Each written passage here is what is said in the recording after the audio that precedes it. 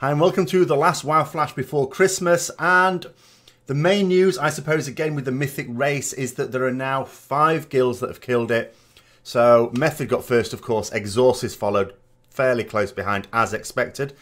In third place, Memento, bit of a strange one there, the Finnish guild, once again proving for the first time since Paragon that pound for pound, Finland punches well above its weight when it comes to WoW raiding. And Method also released their kill video. Now, they released their kill video when there was still only 3 guilds that killed it. Normally, they would do that when there's 5. There's sort of this unwritten agreement that, you know, when there's 5 guilds killed it, then you release the kill video. The reason for that is because as soon as you release your kill video, lots of people can see what you did, and you're the ones who killed it first. And it might influence, because there's still a race on even after the first guilds killed it.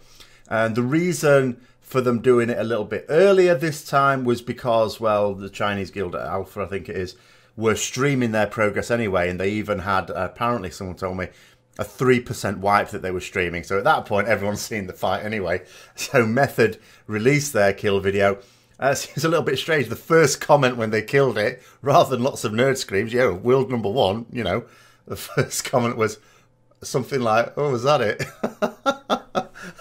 I don't think at least one person in the raid wasn't that impressed with it at the end of it.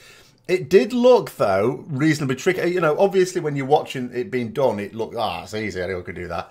It looked like there was a fair amount of coordination for it, though. So, I don't know what element. We'll find out when they actually do their interview with Bay, presumably.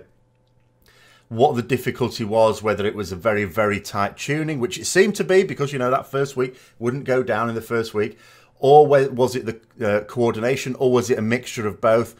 You know, I can certainly see that there's a certain amount of coordination required to get it just right, and that little things could cause it to go wrong. So that was pretty interesting there. And then rounding off the top 5 was the Chinese guild Alpha, and then the US guild Limit got their number 5 as well. Since then, there hasn't been any more just yet. Maybe there'll be a little flurry of those this weekend. We shall see. Racial mounts. So, obviously, with the allied races coming, there's been a lot of discussion about this. Some people have been asking sort of things that, you know, you sort of know would probably be right, but it's nice of Blizzard to respond to them anyway. And the question was asked, will we be able to use the allied racial mounts on other races, as long as it's within the same faction? And they have confirmed, you know, like all mounts, racial mounts, they're faction-wide. So you will be able to use those on other characters as long as it's for the right faction. So that's all good there. Winter's Veil started, so they've installed the Gnome cage in Ironforge. So we can go there to lock up all our gnomes now. Very sensible, like that. There's a couple of new things coming with it. One of which sort of seems to have been data mined, but, you know, I don't think we've had it yet. So there's suggestion that that might be one of the presents that we can open up on Christmas Day, which is the Hearth Station, which is just a toy, which seems to be an improved version of the Hearthstone toy that we can already get, you know, for the cards.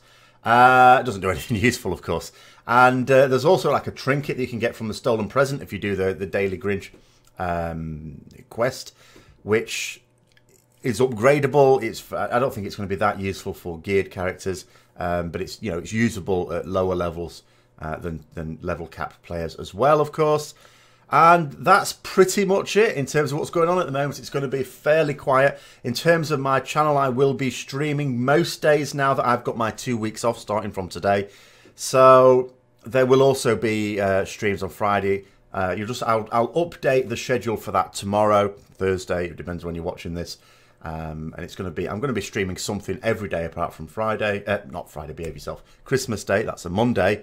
But every other day of my 2 weeks break, I'll be streaming something. Might be different games, of course. The Azeroth review on Tuesday, next Tuesday. I'm going to put polls out this weekend to see if enough people are going to be up for that. If not, I will still stream. It's just that I may stream gameplay if there's not going to be a lot of people there. Different countries. In the UK, the 26th of December is also a special celebration. So a lot of people in the UK are not generally about on the 26th, and even around, you know, the world, particularly the Western world, people will still be presumably visiting and receiving visitors for Christmas as well on the 26th.